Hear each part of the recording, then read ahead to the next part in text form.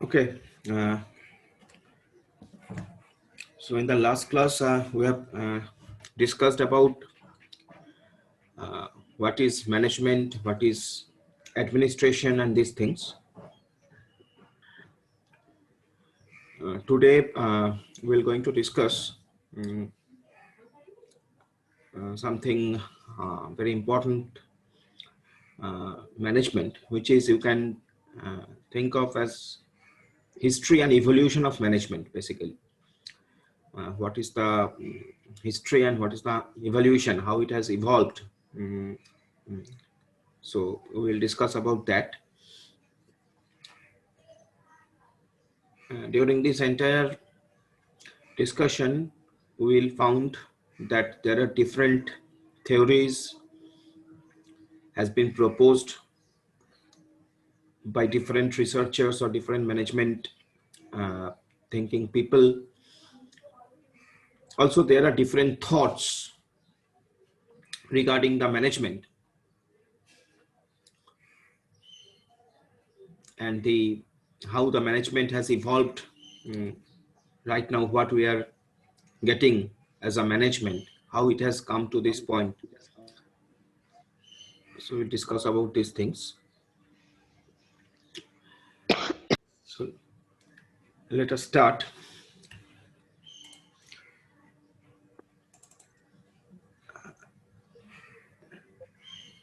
In the picture, what I have shared with you, here you can see that there is a chart. A chart is given. It is written as evolution of management thought. That means how management, this concept, has evolved time to time.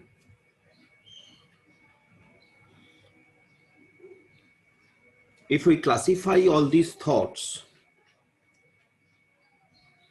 then we will find that mainly there are four types of thoughts. The first type, when there was no such concept of management, what we actually see right now, what we actually see, when there was no such concept of management, that was known as pre-scientific management period. Pre-scientific management period, that means where there was no such kind of thought. Now, on the other hand, you know that management is a combination of science and arts. We have already seen this. We have already discussed about that, how management can be treated as a science, or how management can be think as a science, and how management can be an art. So management is basically a combination of science and arts. So here we are saying we are segregated and we are named the first phase of the management thinking, first phase of management, first concept of management, whatever you say, that is as a pre-scientific management period. That means at that time there was no such concept of proper management. There was no such theories has developed, and all that. No theories have developed, and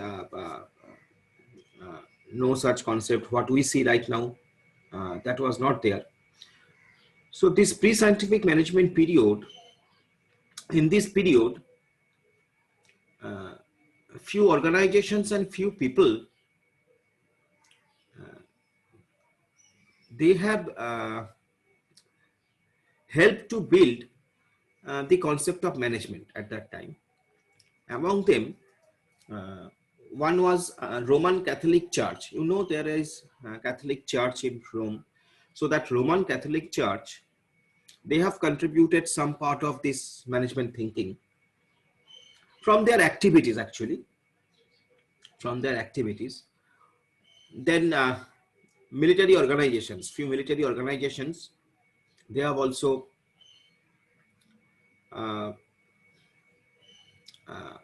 show some path, and some writers like Charles Babbage, James Watt, all these people, all these organization and all these people, they have basically contributed to make the initial concept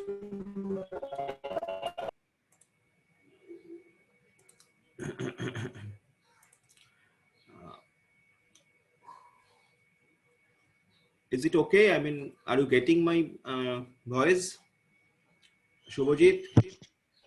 Yes, sir, getting. Yes, sir. Okay.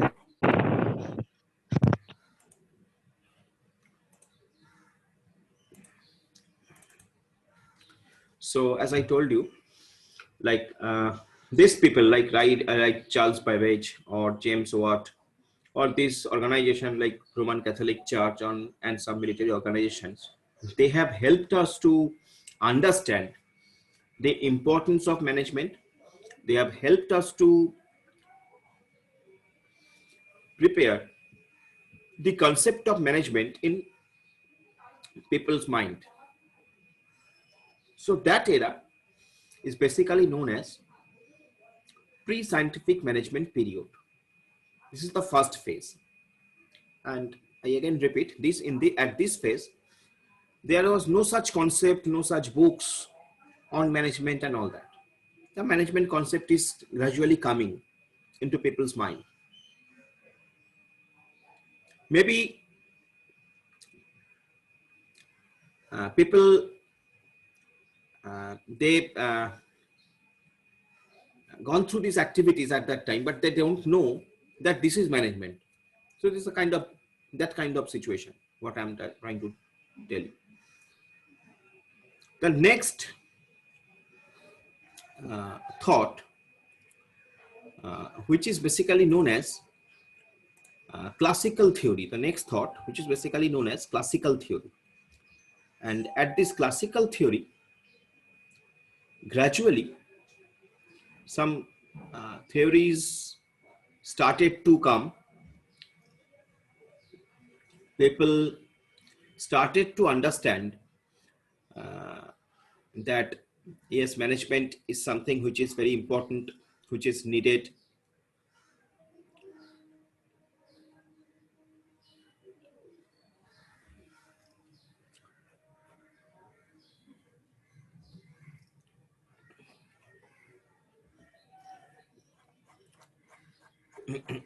One minute, I'm checking your attendance.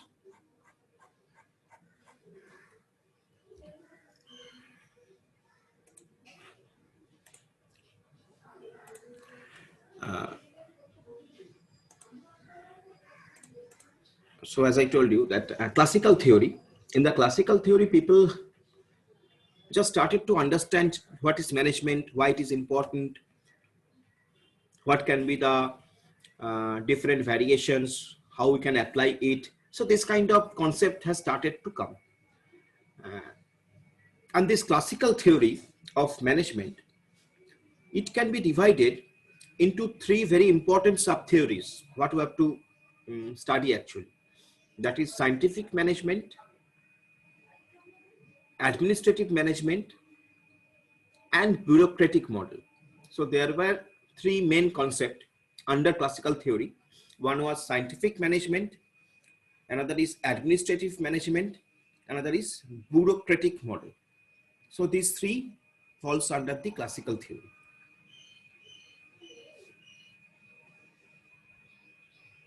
Now with the time, this classical theory, it has again evolved, because you know science, it is dynamic, and as we are thinking management as a science, so it will not be stopped at some point. It will be continued, and changes will be there. So classical theory, it has again evolved after some period of time, and some new concept we get, which we have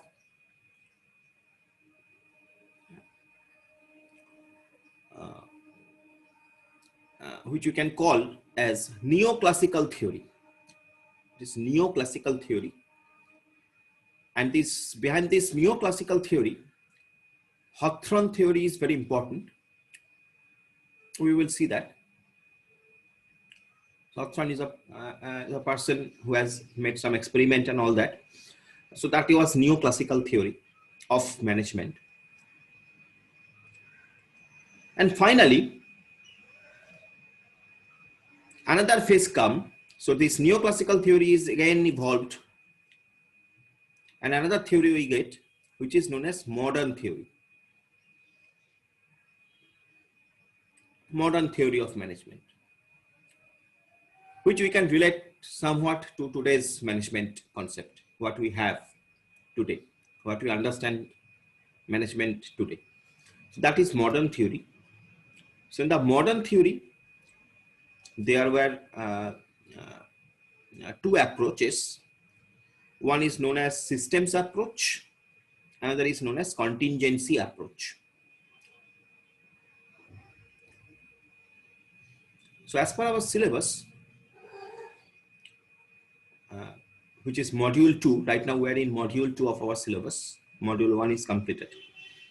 So module 2, where you have to study all these management thoughts, starting from pre-scientific management to modern theory. You have to study all these things. Among them, classical theory is very important.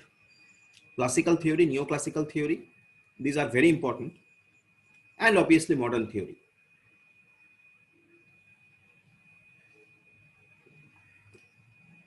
So if we see the difference between classical and neoclassical theory,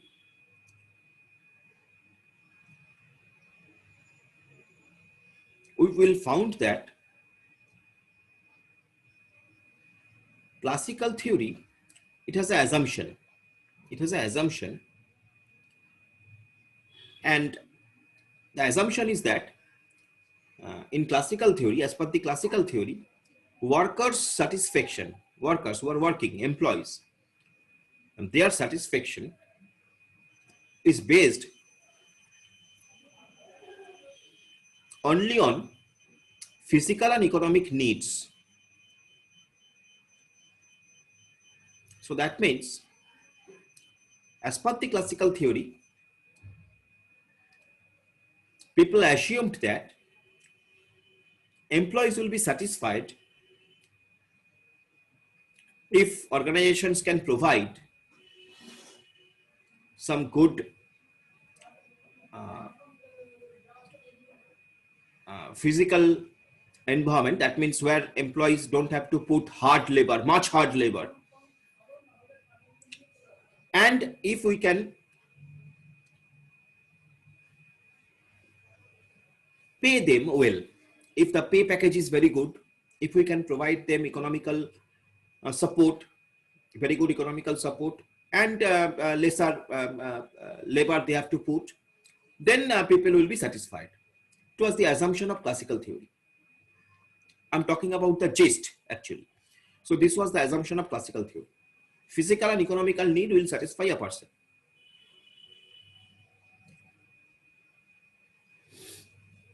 But with the evolution of this concept, evolution of our industrial revolution and all that, whatever you say, another theory came, which is known as neoclassical theory, where these people like Hawthorne and these people, they said that no, only physical and economic, there is you don't have to put hard labor or you will be paid well. Only this thing will not satisfy employees. We need something more. What is that? That is, along with these physical and economic needs, people will also expect job satisfaction. So good organizational environment is very important. And not only that, other social needs, like we people need lots of other social things like love, affection, all these things are very important. So only physical and economic needs is not enough as per the neoclassical theory. with that, job satisfaction and other social needs are also important. So that is the basic difference between classical theory and neoclassical theory that you have to put in your mind at first.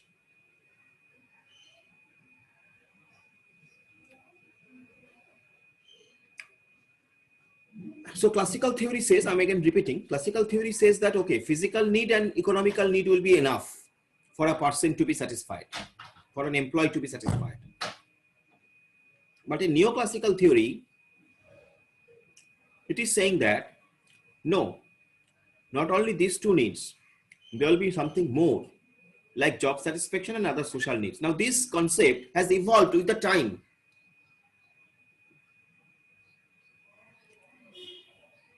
And with the changes in organizational activities, with the changes in environment, and everything is involved in it. So that is basically basic difference. That is the basic difference between these two. So now let us find out in detail what is classical management theory.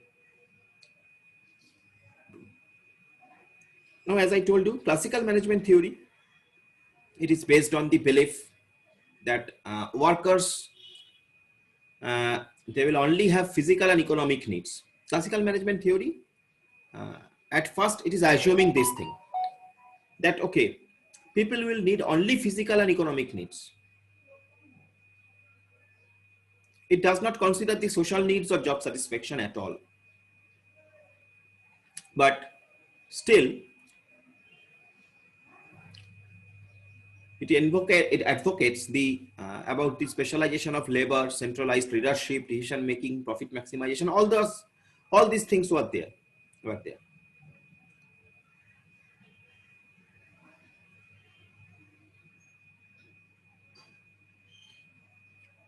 But they have not considered the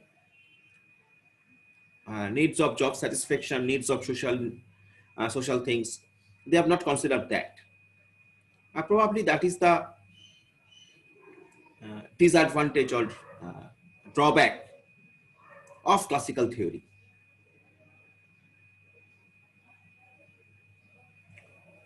So basically, in classical theory, here, ideal workplace means there will be a good hierarchical structure, there will be the specialization of labor, there will be good incentives. If all these things were there, then they assume that it will be enough. Now, what is hierarchical structure? Hierarchical structure means your organizational structure is defined. That means you know at the top of the organization there is chairman, suppose. I'm just giving you an example. Then under the chairman there are managing directors. Then under the managing director there are senior managers. Then under the senior manager there are junior managers. Under the junior manager there are supervisors. Under the supervisors there are workers or laborers who they are working. So this hierarchical structure. So they thought that in classical theory, if this hierarchical structure is defined, that is enough. That is very good. So this is about the hierarchical structure they assume. Next comes the specialization. Now specialization here, that means specialization of the labor. That means your job role will be defined. You being a finance people, you will look after the financial part. Somebody who is a production people, who will look after that person will look after the production part. Somebody is very much specialized in IT, so they will look after the IT part in the organization, and so on and so forth. So specialization of labor.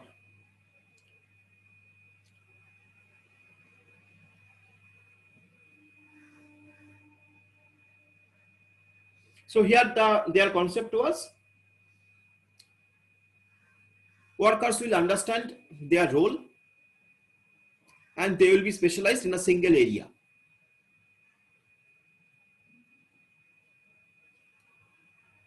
And probably that was another drawback of classical theory, because you know, nowadays the concept in organization is like that. Yeah, I'm coming, Shubhajit. and Ananda. I'm coming to you. Now, nowadays, the HR managers, if you talk to good HR managers in different organizations, they will say that an employee, they have to know everything, and they have to be specialized in one. They have to know everything actually.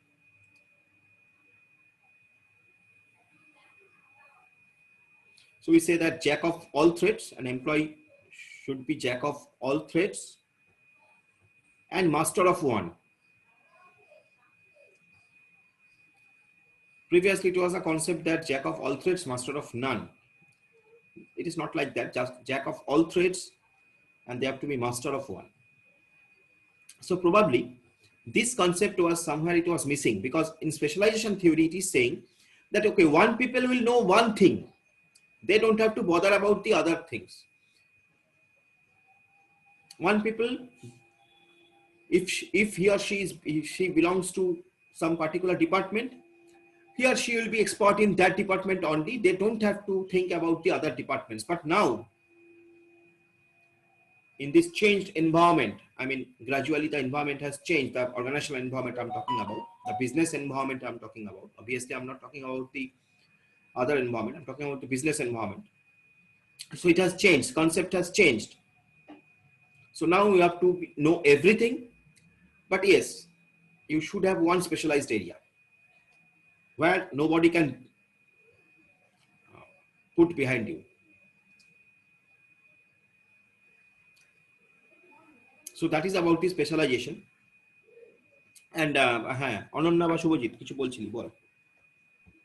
Sir বলছিলাম sir একজন না network প্রবলেমের জন্য বেরিয়ে গেছে, বা ঢুকতে পারছে না, ক্লাসে ছিল। ঠিক আছে, ঢুকতে বল। Okay sir. Next is under the classical theory, the next concept which is coming under the economic needs, that is incentives. So in classical theory, it was assumed that if we can provide good incentives to the employees, that means who are working better will be paid better, who is not working properly will be paid less. So incentives, they thought about these incentives, economical needs, that we will provide better amount to the better people, and that will motivate the employees to work much more better,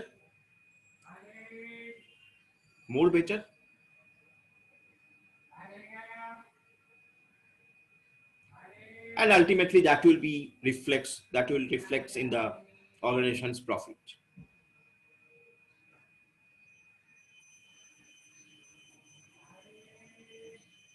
So that is basically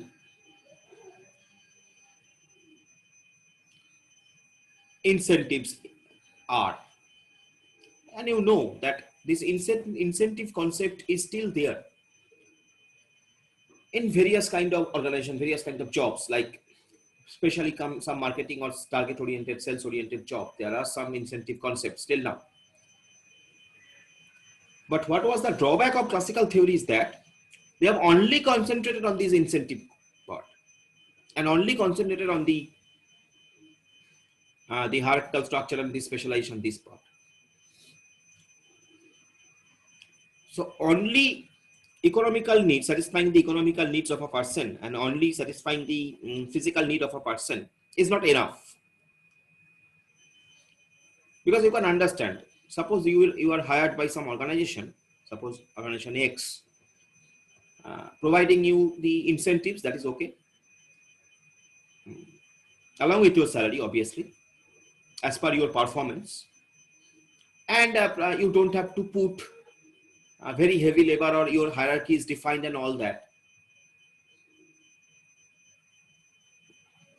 maybe for some time you will be satisfied, but after some time, when you will see that there is no growth opportunity, which is very important for an employee, that you are not getting any growth opportunity, you are hired at some amount, that amount is there after 10 years.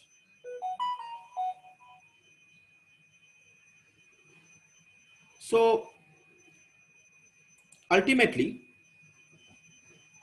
after some time, you will be not happy with that, because your organization don't understand that whether you are ill or not, whatever you are, you have to work. Suppose you have some very crucial, in a very crucial moment from your personal reason, but organization don't understand that. Organization is saying that, okay, I'm paying you, you have to come, or you have to put your labor here. So this will not work after some time. So that is the problem with the classical theories of management.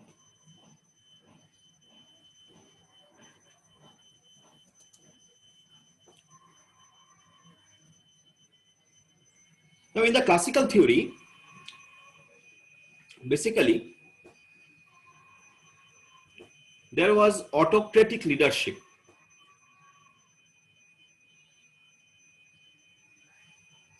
What is the meaning of autocratic leadership? What is the result of it? Actually, the result of it is that there was no need to consult to any large groups of people in the organization for some decision to be made. The decision will be made by some single leader. The final decision will be taken by the leader. Whatever your leader or your teammate, team manager or your higher management, they are thinking, that is final, that will be implemented. And just that will be communicated to the lower level.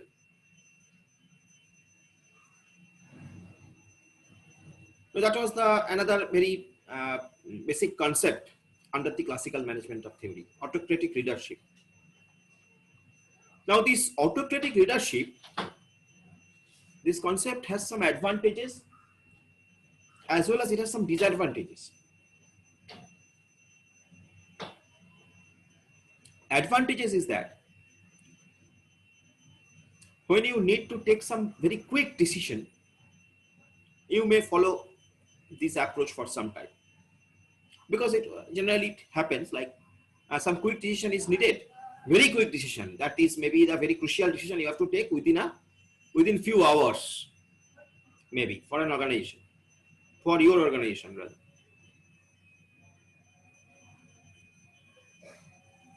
And that time, if you try to consult with all the people who are involved in that job or who are the stakeholders of this, sometimes it may fail. Because আমরা জানি বাংলা একটা কথা আছে, নানা মুনির নানা মত, যত বেশি how much the large group will be there, so they will put their own opinions and all that. So that may take some time to reach to a final decision. So okay, it is somewhat, it is after to some part it is acceptable, but if it is the culture, if it becomes the culture of your organization, then ultimately at the end of the day, the general employee, they will feel that they are not belongs to this organization, because their decision is not taken. They don't have any opportunity, they don't have any scope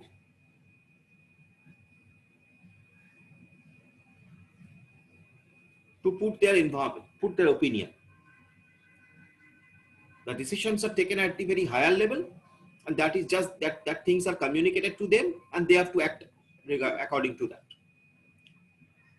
So this autocratic leadership has some pros as well as some cons. What is the pros? If we see what is the advantages, pros means advantages, cons means disadvantages. What are the pros? What are the advantages? Now, the first advantage is that it will give you a clear structure for management. its functions and operation. Management knows, okay, I have to take this decision. I, being a boss of this organization, I have to take this decision. So it is clear.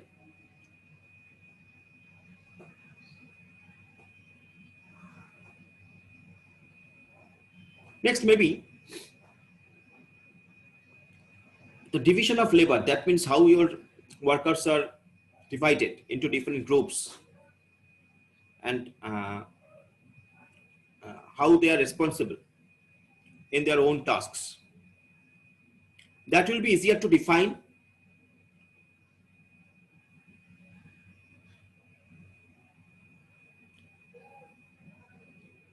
And that will ultimately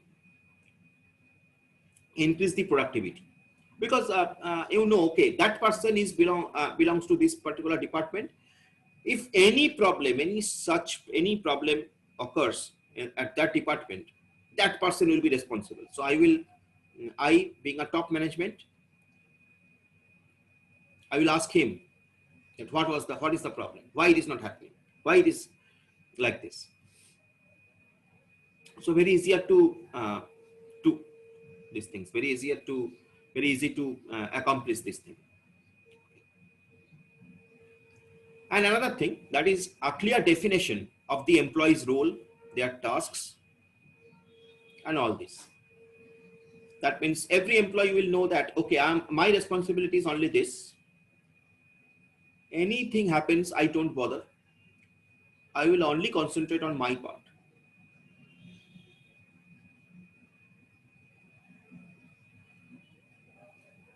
So there is a lesser chance of confliction, job role confliction. It happens actually in organization.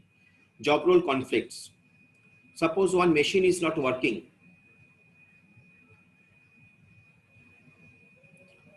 Now, if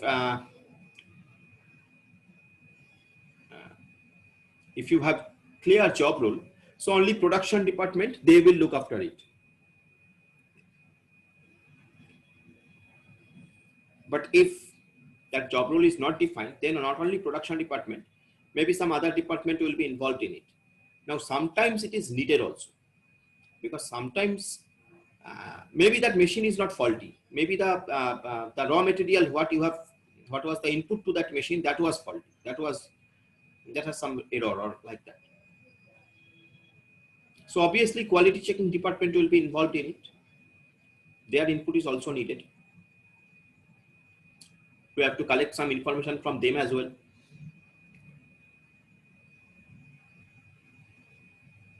So clear definition of employee role is good.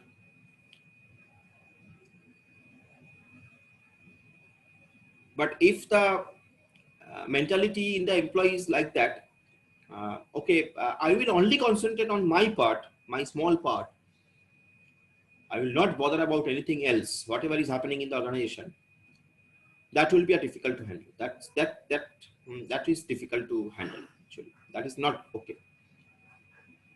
So these are some pros or advantages if you have autocratic leadership in the organization. Now, what is disadvantage? There are some disadvantages as well. Like, by attempting to predict and control human behavior, this theory, this classical management theory, it has overlooked one very important aspect, and which is known as human relations and creativity. In any organization, it is an unit actually. In any organization, be it your class as well, be it your college, be it your class as well. Human behavior, relationships among you people, if it is not there,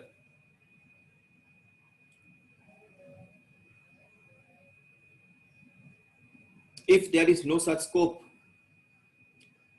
of enhance your creativity, you don't have any scope to show your creativity,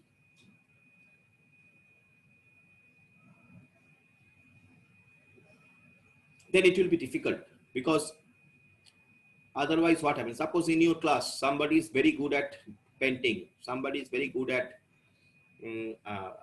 mathematics, somebody is very good at